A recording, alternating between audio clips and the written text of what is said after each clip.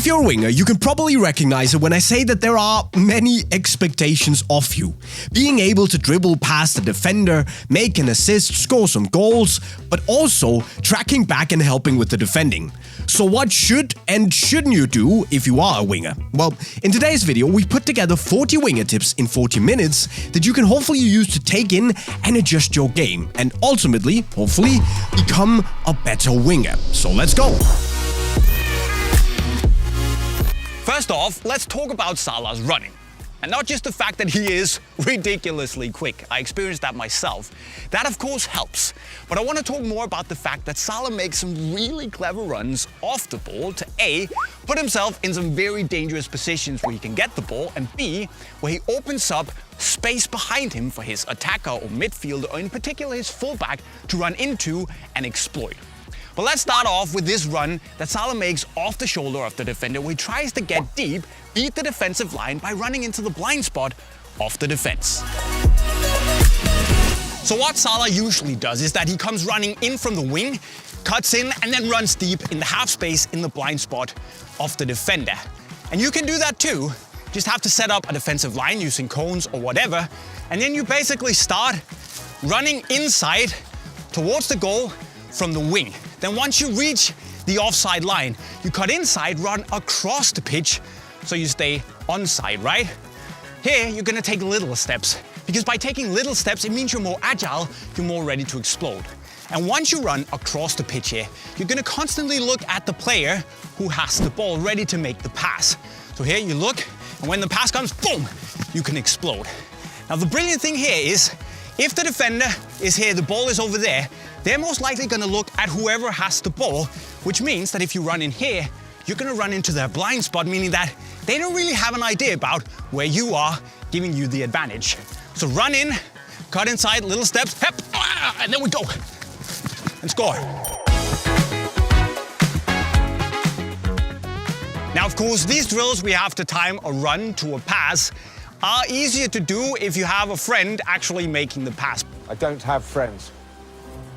But even if you train alone, you can focus on the actual run, the directional change, the change in tempo, and take that into training sessions.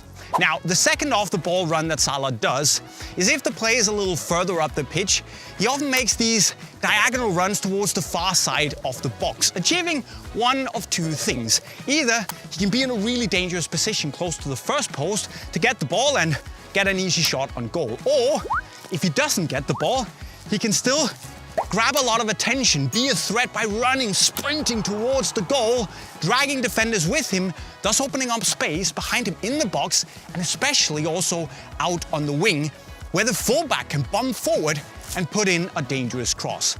And actually, of course, you can train this as well. Just set up another defensive line of cones, set something that you can bounce the ball against up, and then you make that run from the wing, inside, cutting in along the line, you play a pass that you can bounce the ball off, and you finish it off. Or, if you just want to cause some trouble, well, just come running in from the edge again, forget the ball, boom, yes, yes, yes, yes, yes, yes, yes.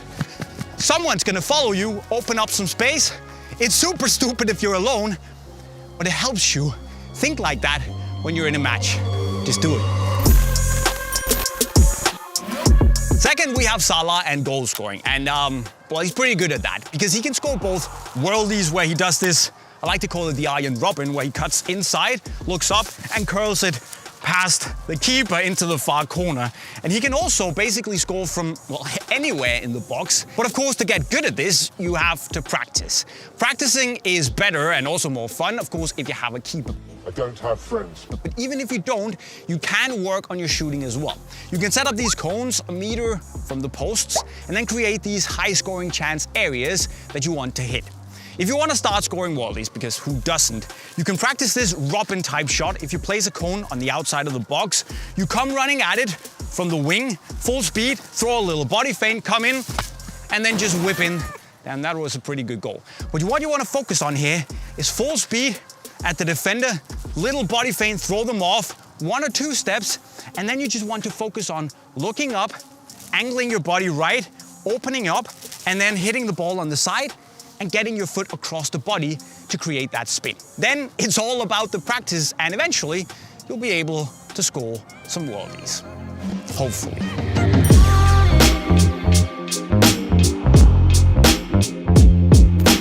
Secondly, you want to work on your composure in the box, where just like Salah, it's nice if you can get that extra step in to give you the time to just stabilize your body, but also to look up at the goal and especially the keeper to see where there's empty space in the goal that you want to hit. And the thing is that when you're this close to the goal in the box, you don't have to blast the ball, you just have to figure out, okay, where's there open space? I can just calmly slot the ball home with a well-placed shot. And by training this, it's better if you have a keeper, it's better if you have a defensive line, of course. But if you're alone, use the same defensive line in the box from before, run at it, beat it, take a touch, and then take another touch. Look up where you want to hit in the goal, boop, well-placed shot, and hopefully it'll work for you in a match, with experience of course, as well. Now the third thing we want to build on is Salah's close control that kind of follows what we learned before. Because when Salah's in the box, his immaculate close control means that he's able to move the ball around, shift direction and all that stuff, get free to get the exact opening he needs to get the shot in and score the goal. Of course, it also allows him to sometimes just move the ball out of the defender's reach, meaning that when they go for it, they hit him instead and he gets a penalty. So it's really, really useful. Now what you can do to train that is to use the same defensive line before, but adding a couple of cones. And here, you can then just weave around in the box, but instead of just approaching a cone, beating it and scoring, that's unrealistic, right? You can then beat it, look up, oh, there's another cone blocking the way. Take another touch, maybe there's another core, shift around, changing direction, and when you're suddenly free, you have to force yourself to take that extra step, look up, and just slot it home. And speaking of the best, you can ask yourself, is CR7 a winger? Is Messi a winger? Neymar? Mbappe? Well, probably not typical wingers, but if we look at the starting lineups before a match, all of these four players are usually played in what you'd call a wing position. What about Douglas Costa or Perisic, Sancho, Sané or even Dembele? Are they the true wingers out there? Well, the way I see it is that there are many ways to play as a winger. You can have guys whose base position is out on the wing, but who likes to change position a lot and especially move into the box when the opportunity arises. And then on the other hand, you have the more classical, old-school type winger who likes to hug the sideline, really stay wide to create a lot of width. And of course, all of this is based on your team's style of play and, even more importantly, how your coach wants to use you. But no matter which type of winger you consider yourself to be, there are some basic attributes that are great to have in your locker. The first thing you need is obviously a good amount of pace. Now, I'm not talking about Usain Bolt levels of speed running 40 kilometers an hour pace, but rather really have a very strong acceleration and then a good top speed, because seeing that you usually don't run more than 30 to 40 meters tops at a time, the first couple of meters needs to be really, really powerful. Secondly, you need to be able to create something on your own. Therefore, it's important not to be afraid of asking questions of the defenders. So try to always look for that 1v1 situation so you can set up a teammate or finish the attack on your own. Thirdly, you need to be able to whip in a good cross, because having that ability is going to give you and your team a huge advantage, because a good cross can create so many dangerous situations.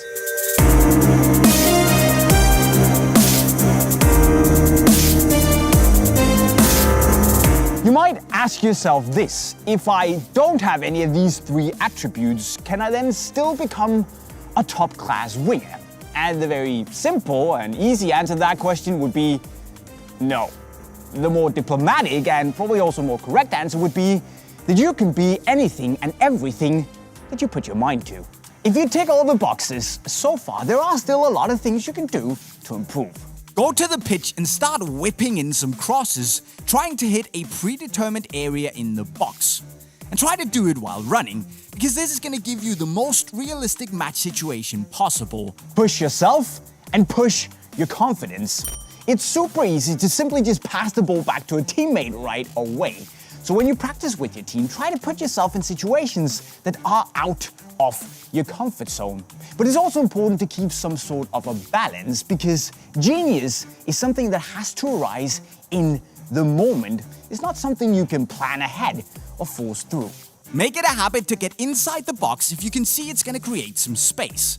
Because playing an anonymous game won't get you anywhere, and even if you won't get the ball, you'll help creating space for your team. Finally, you need to get in shape. If your condition is top of the line, it's gonna help you tremendously.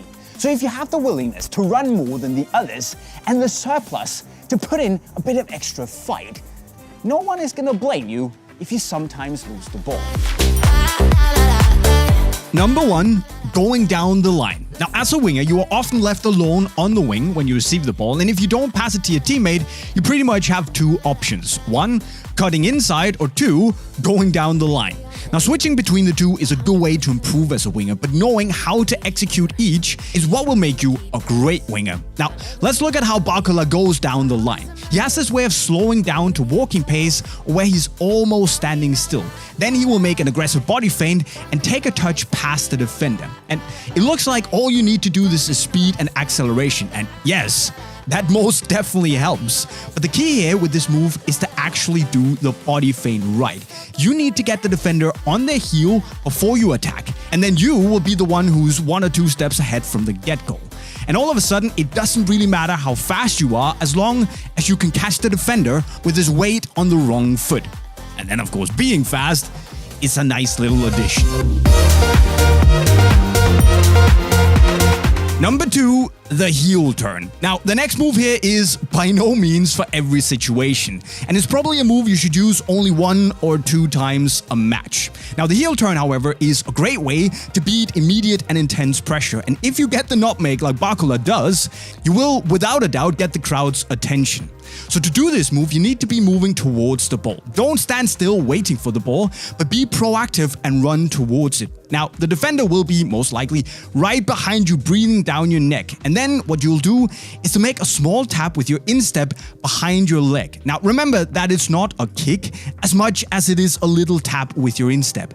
Now, to get the speed right, you can practice it against a wall or with a friend. And it's a great way to cut inside and link up with a teammate for a quick 1-2 to create an opportunity. Give it a try.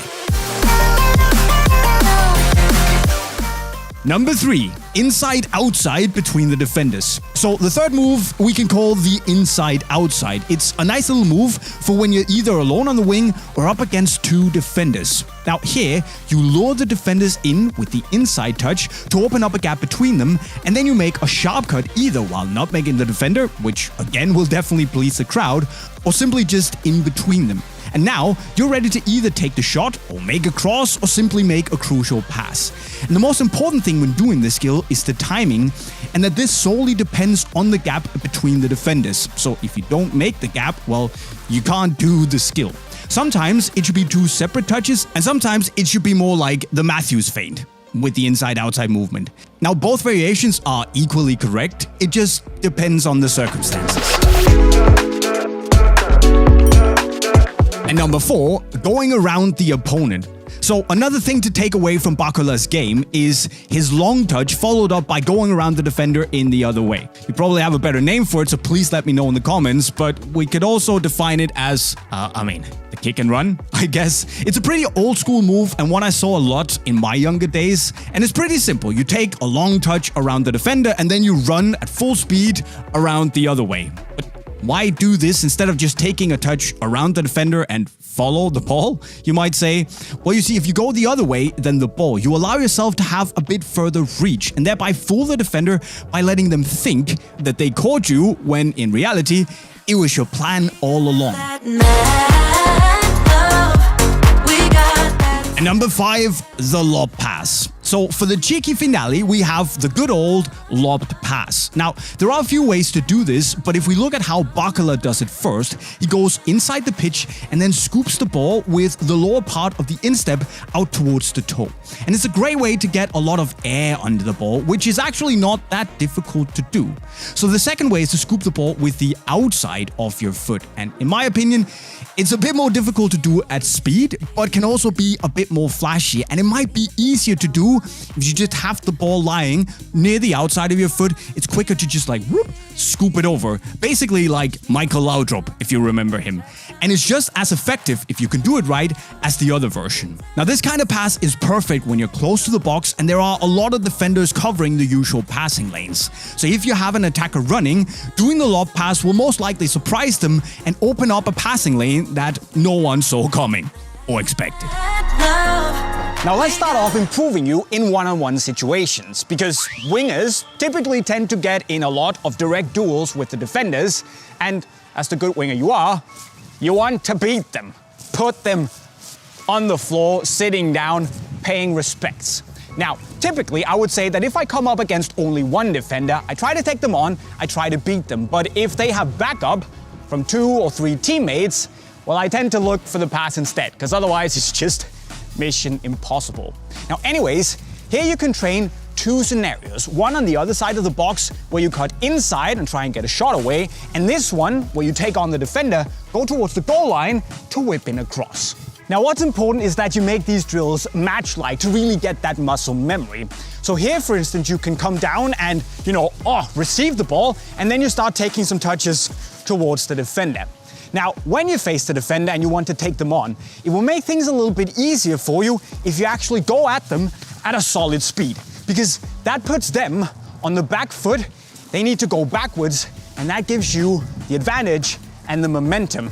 Now then, when you get close to them, you can throw a little step over or body feint, and then guys, you change your pace. Because often, you only need a meter or 2 meters to whip in a cross or get in a shot. So, take them on, shake them off, put them down on the floor, and then do your thing. So remember, solid speed and change your pace.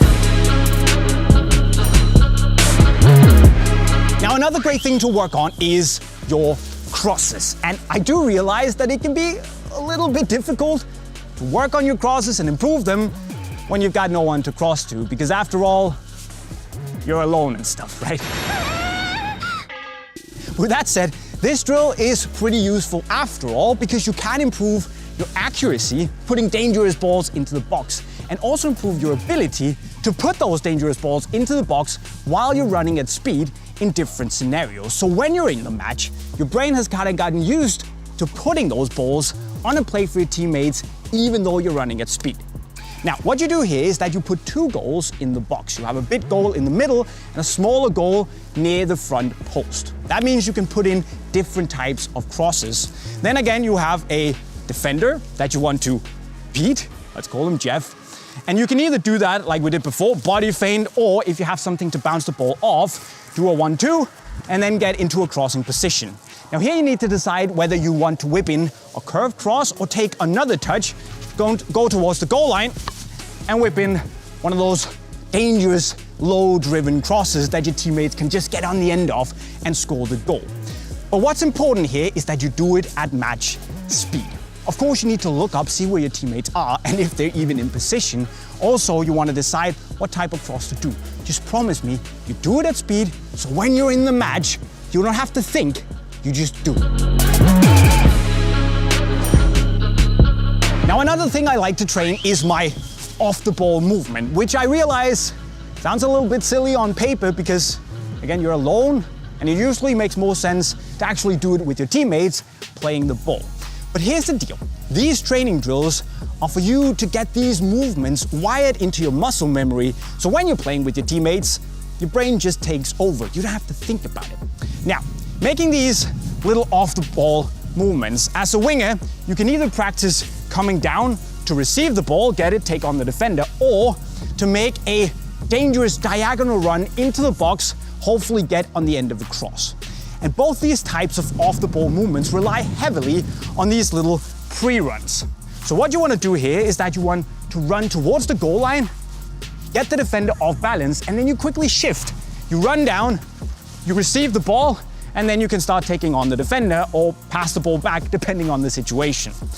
Now, in case your teammate has the ball on the other side of the pitch, you can then do another little fake run towards the goal line or the sideline, and then you quickly shift when you have the defender off balance, and you run towards the goal diagonally into the box to hopefully get that cross served on a silver platter if your teammates see you, and then you score. So I realize it's a little bit tricky to do alone, but off-the-ball movement as a winger is important, so you need to train. The Rabona cut, the Rabona slash, a devastating skill, one that could take you from having one defender if he comes in and going to maybe having a second defender come in. Slash. My friends, this is the type of skill you need. To do this skill, you tap the ball out wide. He has to believe that you're going to make this cross, you're going to make this shot, and then boom, you cut. The same way you would do a Rabona. Instead of hitting the ball, instead of crossing, what you're going to do is step up and then easily cut the ball back with your foot. Now you're going to be in a perfect position now.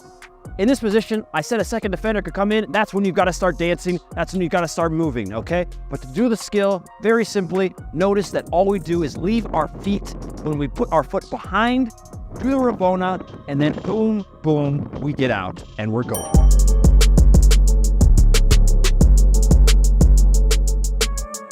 We end today's skill session with a classic. The Ronaldo chop, one that is going to last for the next 150 years at least before we have anything new coming. You've got to master this skill. It's going to work nearly every time. You go with speed, you go with pace, and then you leave your feet, and then boom, you chop the ball down.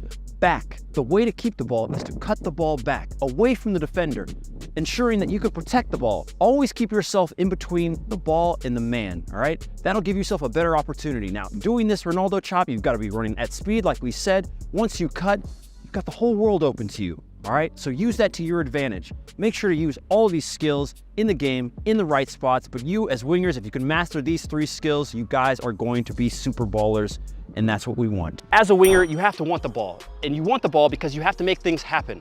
It's the very first point. None of these videos from all these crappy YouTubers I have ever seen, they don't talk about this because they don't know about it, because they don't really play, they just want clicks and views and whatever. We here do the work. This is Unisport, son, all right? Now, you as a winger, the very first point you have to know is that you have to get wide. You have to be wide. If you're sucking in, you're making it easier for the defense, all right? If I'm a winger just standing here and the ball comes in, you cannot expect to just stand here and get the ball and the defender not to come in and crush you, pressure you, take your space. The most important point for you as a winger is misdirection. So before you get the ball, you might do something crazy like this, come get it, like that, and now you go here, all right? Do not telegraph things, set yourself up. On to the next one. Let's go!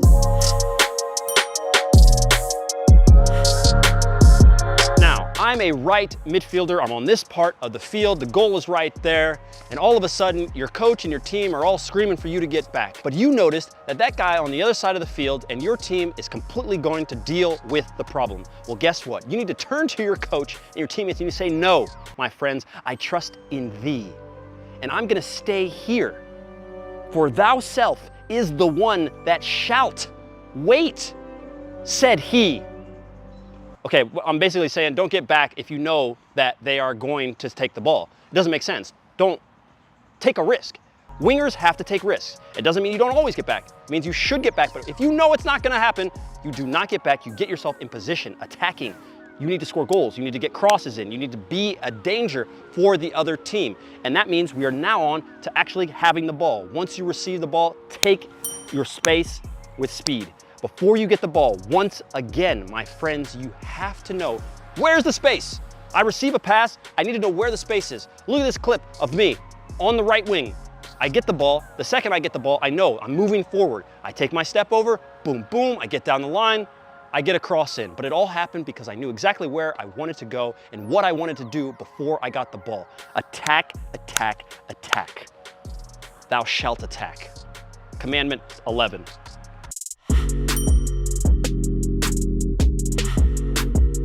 Discover your superpower. That's the last point.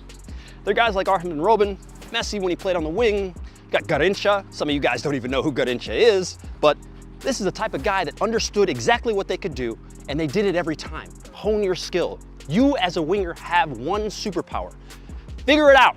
You gotta go to training. You gotta get off TikTok. You gotta pay attention, except for if you're watching Unisport TikTok. Then you can, it's all right. But figure it out. Train, train, train, train, train, train, train. Choo-choo! So for the first exercise, we're just gonna work with a stationary ball. Working with a stationary ball is a great way to develop your crossing technique before getting the ball on the move. So we've set up an area inside the box, and this is gonna be our target area to cross the ball into. And I've specifically placed it between the 6-yard box and the penalty area because stats show that the most goals are scored from crosses in this area. So we're gonna place the ball down, take a few steps back, and I like to approach the ball from 90 degrees towards my target. This allows me to wrap around the ball and really get that whipping technique that makes it really difficult for defenders and goalkeepers to deal with. And then the goal is to simply whip it into the box and try and make it land in that target zone that we've set up. And I'd recommend for the first exercise trying it out from all different angles so you can be more adaptable when it comes to a match situation. And a couple of key points for striking the ball. For me as a right-footed player, I want to hit the lower right-hand quarter of the ball. And I'm going to angle my foot slightly upwards so I strike up on the ball, which generates that right to left movement to give it a little bit of bend. And because I'm striking up on the ball, it's going to give it a little bit of dip to allow it to land in that target area. And with my follow through, I really want to wrap it across my body. That just gives it that extra spin, which is really going to improve your whipping technique. For the second exercise, now we're going to get the ball on the move, because unless you're taking a free kick, chances are the ball is going to be moving in a match, so we need to practice this in training. So for this exercise, you can either have the ball in your hands or you can juggle it a few times, but you're going to kick the ball above your head and then you're going to take a directional touch out of your feet to set the ball up, ready to cross it into the box. So with your first touch, you're reenacting almost like a ball has been played in from a midfielder, and you want to push that ball out of your feet 90 degrees. So it's a good preparation touch so you can naturally come onto it with your next touch and cross it in with the same technique that we used in the first exercise. So you can start by either throwing it above your head or juggling it a few times, and you're going to kick it up, take that touch out of your feet, prepared, ready for the cross, and then come onto it first time and strike it into the target area.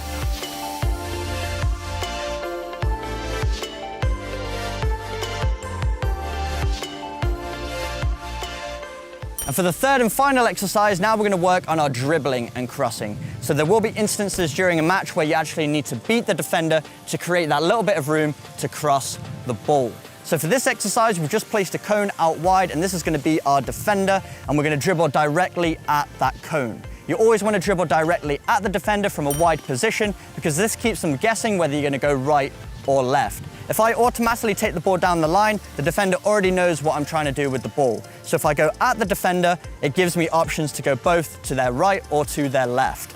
So all we're going to do, dribble directly at the cone, small touches, and when we get to the cone, we can work on our 1v1 skills. And I'd recommend mastering 2 to 3 moves that you can perform consistently and at speed, so you can use them on demand during a match. So whether that's a step over or it's just a body feint, whichever suits your style of play, but after you perform the move, you want to push the ball 90 degrees so that your next touch, you can then cross the ball. So you don't want to take that defender on, get by them, and then take extra touches because that gives the defender more time to recover. You really want to perform your move and then exit by taking a good touch out of your feet and whip it into the box. Number 1. Change of pace. Okay, let's start with the obvious. Neymar is one of the best one-on-one players in the world. He's an absolute machine in taking on players and getting past them, oftentimes beating multiple defenders in one go. Now, it would be easy to just say, yeah, he's very skillful, fast and creative. But you're not gonna learn much from that. Instead, what you should take away from watching Neymar fly past defenders is his change of pace. Not always, but oftentimes when facing an opponent, Neymar will first slow down his speed, which simultaneously slows down the speed of the defender in front of him. And then, bam! All of a sudden, he either just dinks the ball forward a few meters, whips out a step-over combo or a body feint and explodes to full speed. And the key here is not just taking on players only using one gear. Otherwise, you're also letting the defender to be at his maximum speed at all times. The smarter way, even if you're not as fast as Neymar, is to first slow down your pace as you're approaching the opponent, and then going from 0 to 100 with the mindset of trying to catch the defender off guard. Remember, most of the times the defender has his side or back towards the running direction, so it will take more effort from him to all of a sudden turn around and start speeding up. So next time you're at the training ground, try utilizing the simple concept of change of pace. Again, I repeat, even if you're not a fast player, this is a technique you can use to beat defenders and is one of the tools Neymar constantly utilizes when taking on defenders. Yes, he's got the skills and technique to do many incredible things, but the change of pace is something we can all strive to learn from him. Number 2. Playmaking ability. Neymar is a deadly goal scorer and a threat to every defense in the world, but his playmaking ability often goes under the radar. The further his career has gone, the more Neymar has also started to create chances and provide key assists for his teammates. And you might be asking yourself, what can I learn from this? Should I just create chances? I know, as with anything, it's easier said than done, but as a winger, or whatever Neymar's pretty much free role could be described as, you should understand that besides just scoring goals, you will be a much more valuable player if you're also able to create play and hit those key passes in the final third. Now, similar to Messi, Neymar is also a player who draws defenders close to him whenever he has the ball, oftentimes more than just one defender. And this means there's extra space somewhere else on the pitch. Now, Neymar is finally starting to prosper in finding those empty areas. And since 2013, no player has recorded more Champions League assists than Neymar. No one. So what does this really mean for you? Well, if you're a player who likes to hold on to the ball like Neymar, understand that by drawing defenders close to you, some other areas are being left empty. And if you can penetrate those pockets with accurate passes, you will be that much more valuable for your team. So while holding on to the ball and taking on defenders, lift your head up, be aware of the runs your teammates are making, and start challenging yourself to provide those through balls that split defenses, just like Neymar. And lastly, number 3, unbreakable mentality. Let me explain. Whether you love him or hate him, I think we can all agree Neymar has been through a lot. Not only is he the number 1 target for every defender and takes a proper beating every time he steps on the pitch, but Neymar has also experienced a lot of major disappointments in front of the entire world. Look, he's not perfect, and some of his antics on the pitch are not what we wanna see. But Neymar has proven time and time again that he's not afraid to silence the haters. Honestly, by just being himself. We all remember the tragic injury at the 2014 World Cup that crushed his dream of winning a World Cup at home in Brazil. And most people would totally crumble from the pressure and scrutiny this guy has to face every single day. But Neymar doesn't slow down. He's still doing ridiculous stepovers and rainbow flicks. He will still fight until the last minute of every game. And if a player whose every step both on and off the pitch are being watched, commented and criticized by the entire world on a daily basis can still keep his head high and continue doing things his way, well, you have no excuses either. So no matter what the world throws at you, no matter how much people try to crush your dreams and tell you that you've completely lost it, no matter how many times people try to write you off because of silly mistakes or impulsive actions on the pitch, it's never over until you yourself stop believing in what you're doing. Being Neymar is probably not easy, but he's doing things his own way and won't let anyone break his spirit. Number 1, getting tunnel vision. See, in modern football, being a winger is probably one of the most sexy positions because you get to dribble a lot, score some goals, and generally be very creative. But the thing is that since the winger's role is so defined, it's easy to get the idea that when you get the ball, there's only one direction to go, and that's straight towards the goal. That also means that a lot of young wingers get tunnel vision, so they get the ball, they turn, and immediately just start going towards the goal, no matter how many defenders are in front of it. And unless they've got gold-tier dribbling skills, that almost never ends well. See, the thing is that when you get tunnel vision, boom, boom, you tend to think less. And that means that apart from risking getting stuck in a dead end with a couple of defenders around you and nowhere to go, you also risk being so focused on the solo run that you don't see teammates making good runs around you going into dangerous positions.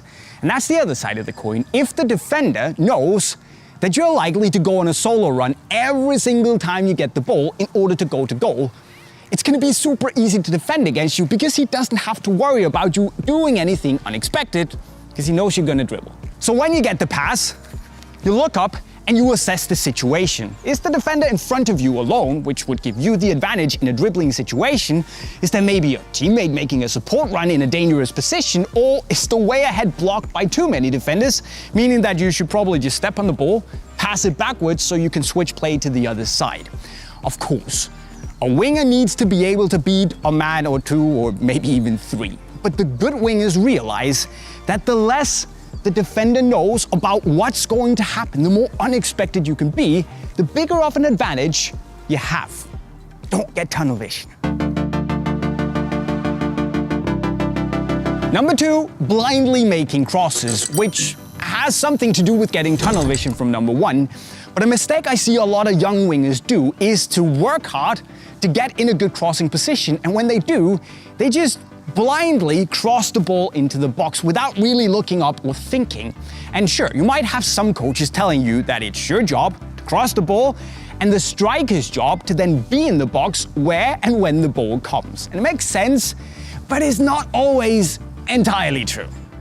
See, a good winger realizes that it's not just your job to put a cross in the box and job well done. No, the good winger understands that you actually need to look up into the box and then only cross the ball if you have a teammate or two in there. And of course, if you see them, they're at the penalty spot when you look up, you pass the ball ahead of them so they can run into it.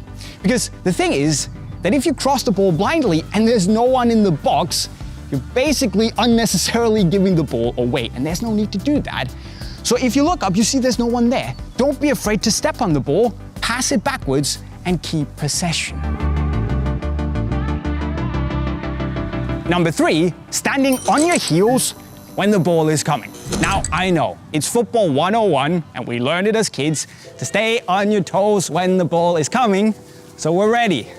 But I still see a lot of young wingers just standing around there waiting for the ball to come. And when it finally does, they're standing on their heels, meaning that their balance is a bit backwards, meaning that it takes a bit longer for them to start moving forwards towards the ball. And that gives the defender time to start coming in and nicking the ball away from me because they're moving and I'm standing on my heels. So get on your toes and be ready. Number 4 is turning straight into a defender. Now, I'm not sure if you can already see where this is going, but if I get the ball from my fullback and I'm so focused on just turning around and going to goal, score that winner. So I don't know what's going on behind me. I just turn straight into Philip.